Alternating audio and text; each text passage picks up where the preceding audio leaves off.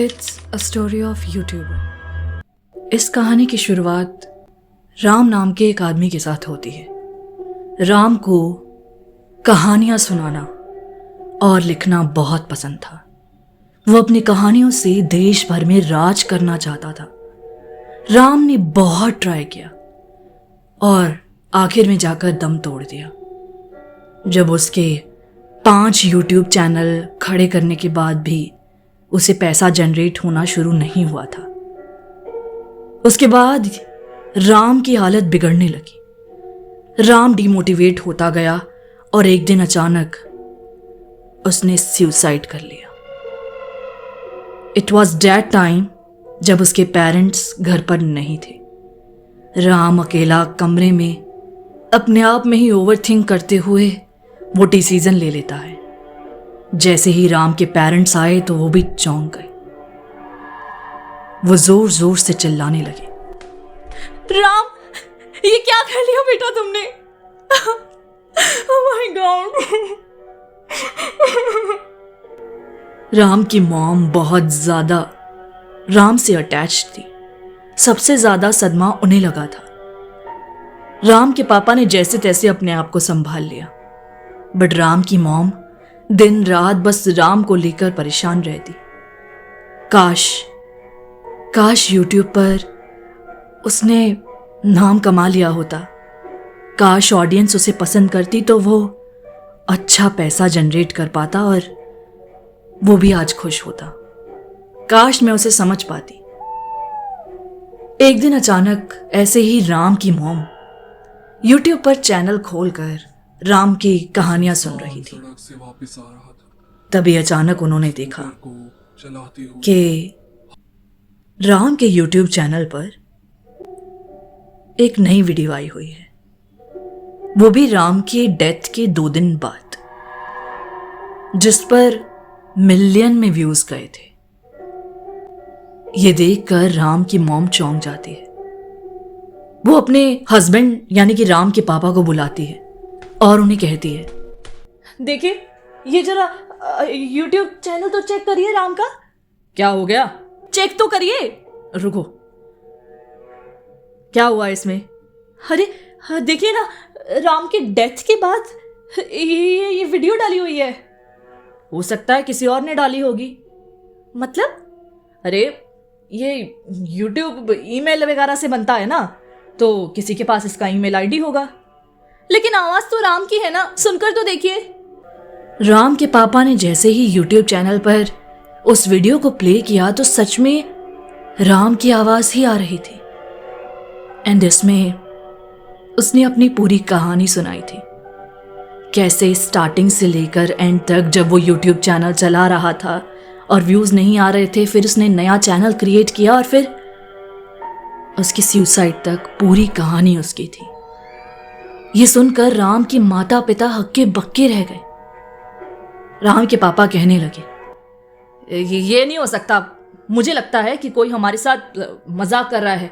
पक्का कोई इसका दोस्त है जिसके पास इसकी मेल आईडी है, उसी ने ये बनाया है।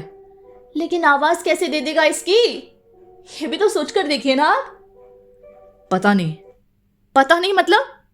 अरे हो सकता है कि उसे हमारे बेटे की आवाज निकालनी आती हो। ऐसा तो कोई दोस्त आज तक मुझे राम का मिला नहीं।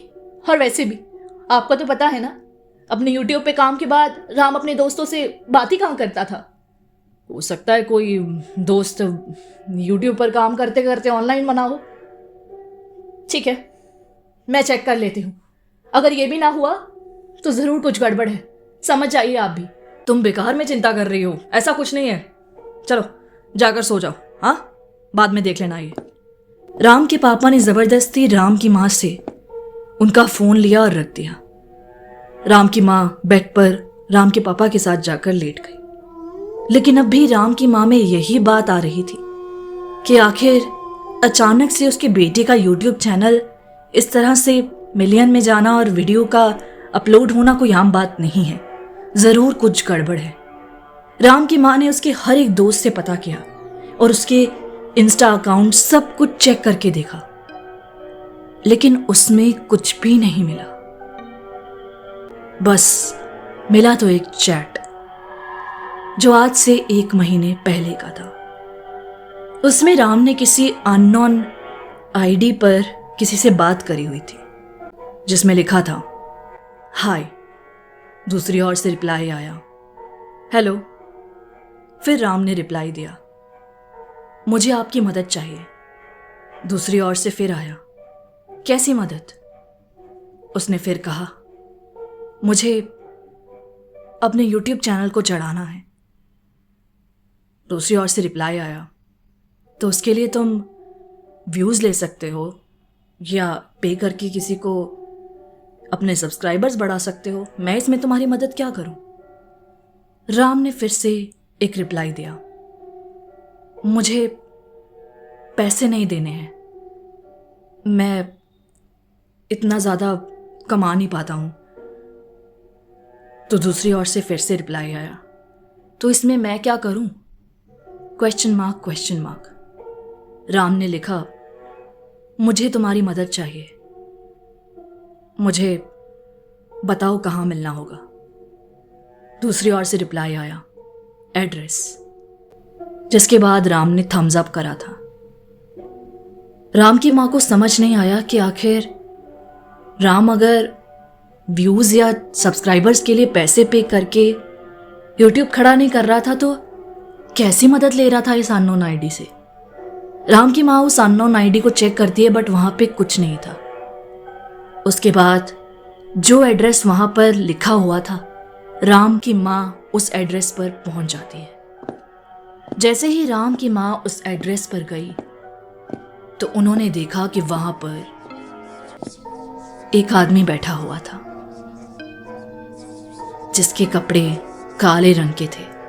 उसने अपना चेहरा ढका हुआ था और कुछ अजीब से मंत्र बड़बड़ा रहा था। राम की माँ उसके पास गई और कहने लगी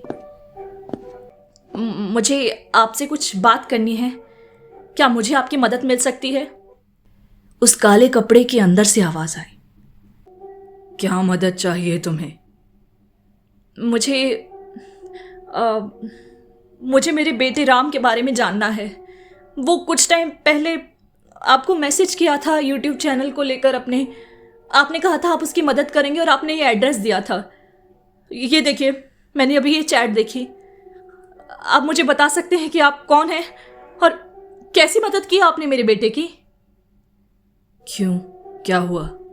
उस काले कपड़े से फिर से आवाज आई, जिसे सुनकर राम की माँ चिल्लाते हुए बोली क्या हुआ? मतलब आपकी वजह से मेरे बेटे की डेथ हो चुकी है, पता है क्या?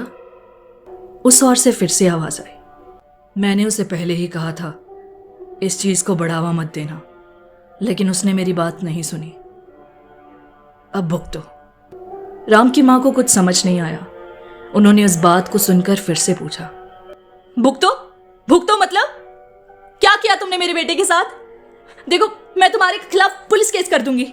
मुझे बताओ मेरे बेटे के साथ क्या किया? इतना गुस्सा देखकर काले कपड़े से फिर से एक आवाज आती है जो इस बार बहुत ऊंची थी मैंने तुम्हारे बेटे के साथ कुछ नहीं किया। तुम्हारा बेटा खुद मेरे पास चलते हुए आया था और वो चाहता था कि मैं उसके YouTube चैनल को काले जादू से ग्रो कर सकूं, मैं उसके व्यूज बढ़ा सकूं, जिसके लिए उसने मुझसे वादा किया था कि वो मुझे एक आत्मा ला कर देगा, क्योंकि उसके पास देने के लिए पैसे या और कुछ नहीं था। लेकिन जब वो आत्मा नहीं ला पाया तो मैंने उसे वार्न किया था कि तुम इस ख्याल को छोड़ दो और मेहनत करो, पर उसने मेहनत करने की बजाय दूसरा रास्ता अपनाया और अपने YouTube चैनल को ग्रो करने के लिए अपनी ही बलि चढ़ा दी। यह सुनकर राम की मां हक्की बक्की रह गई। उसे कुछ समझ में नहीं आया। उसके बाद अचानक उस आदमी ने इशारा किया और राम की मां को 2 आदमी आकर वहां से ले गए और उसकी आंखें बंद करके उसे कहीं और ही पहुंचा दिया। राम की मां की जब आंखें खुली तो उसने अपने आप को एक खाली रोड पर पाया और वो रास्ता, उसका एड्रेस राम की मां ने बहुत ढूंढा, लेकिन उसे दोबारा वो आदमी नहीं मिल पाया।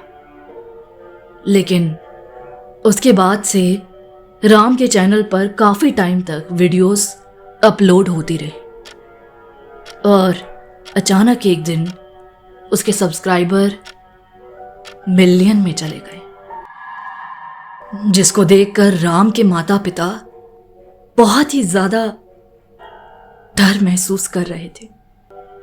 ऐसे ही साल तक चलता रहा और अचानक फिर राम के पापा को ढेर सारे पैसे उनके बैंक अकाउंट में मिलते हैं जो राम के यूट्यूब चैनल से आए थे। उसके बाद अचानक एक दिन राम का चैनल नॉट फाउंड बन जाता है और राम की आत्मा हमेशा के लिए गायब हो जाती है। Rest in peace.